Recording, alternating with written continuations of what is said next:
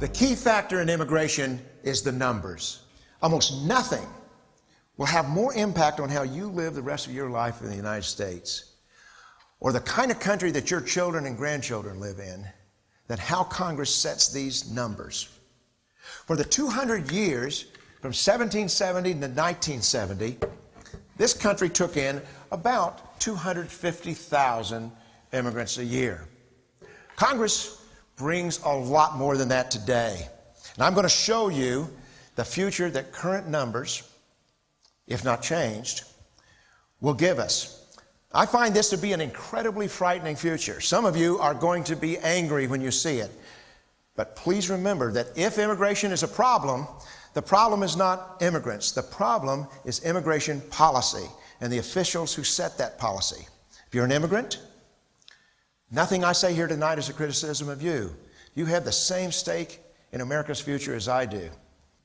We're sticking to numbers tonight.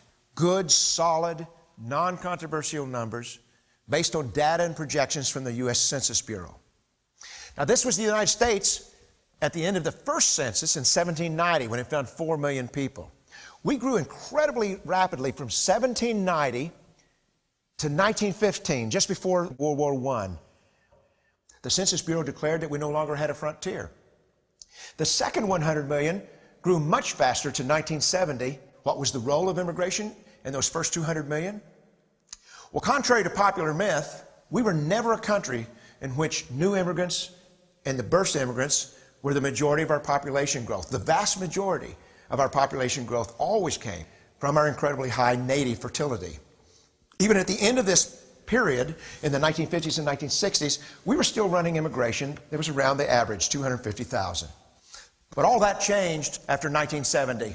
In a time of great national concerns about sustainability, the baby boomers, starting to enter their childbearing years, adopted a fertility that was replacement level, about an average of 2 children per couple. The green that you see rising above the blue is the population growth that would have happened if Congress had not forced higher immigration, and would rise to 257 million in 2020 and then basically stabilize through 2050.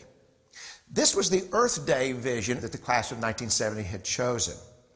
Instead, Congress constantly increased immigration from 1970 on.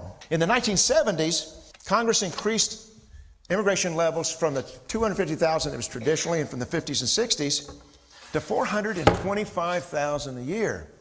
And then, in the 1980s, Congress increased immigration still further, from the 425,000 a year to 635,000 per year. That wasn't enough for Congress. Population wasn't growing fast enough. So in 1990, they passed another big increase. And since 1990, we have averaged about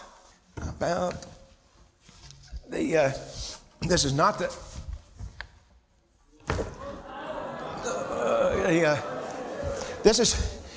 this is really kind of an unsustainable level. Here, let me.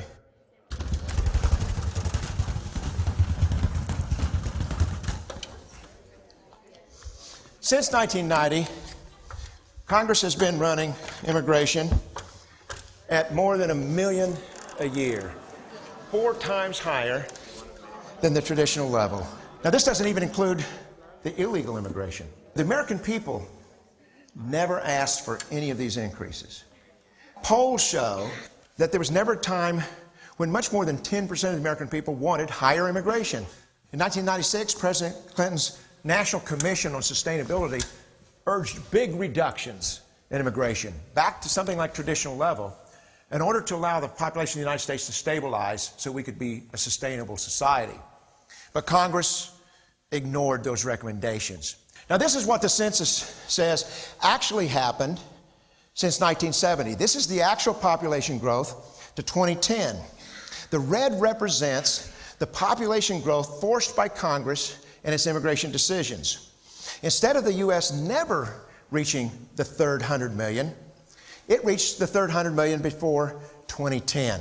And for the first time in our history, the majority of our population growth came from new immigrants and the births to immigrants. Using Census Bureau projections of fertility and mortality, I would like to know what lies in our future. The fact is, Congress has paid no attention to that future. It generally operates on what's ahead in 1 or 2 years, or maybe the next election cycle. For the most part, our public policy is set without any regard to what it's going to lead to in future generations. They keep the future draped from us.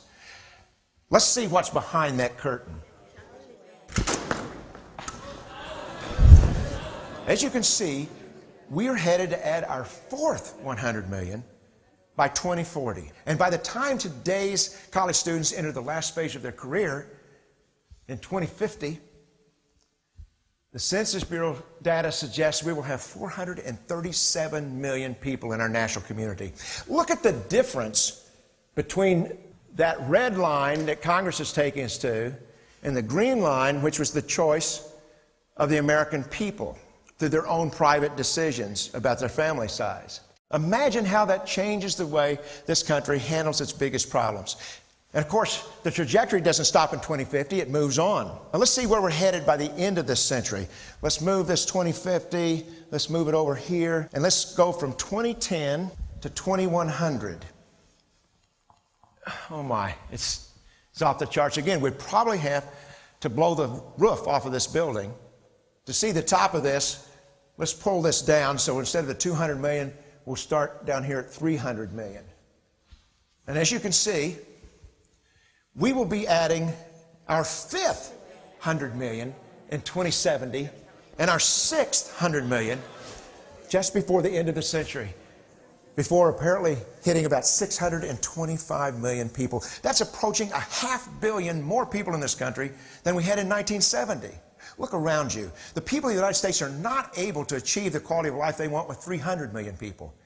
Are we really comfortable making our descendants live with 600 million people packed into this country?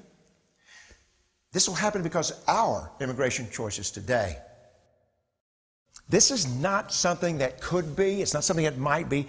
This is something that will be if we don't change the immigration numbers. But if you want a different future, you can pretty dramatically change that future. What if we help the class of 2010 do what the class of 1970 had intended to do before Congress destroyed the stabilizing vision? This yellow line represents the change that could happen in our population growth trajectory if we would immediately adopt a replacement level immigration. That is, bringing in the same number of immigrants as people leave the country every year. And right now, that would be around our traditional level. There would be immediate reductions in infrastructure demands for those of us alive today. We could enjoy the benefits of cutting in half all the extra demands on our infrastructure, cutting in half all the extra congestion.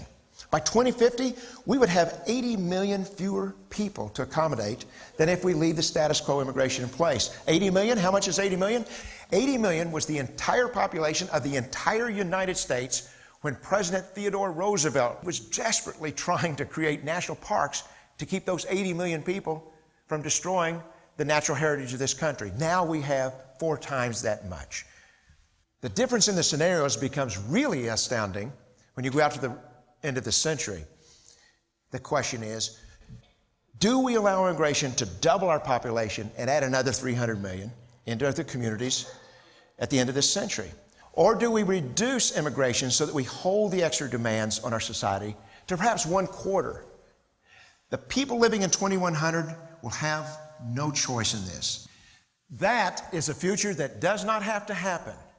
We can make the right choice now.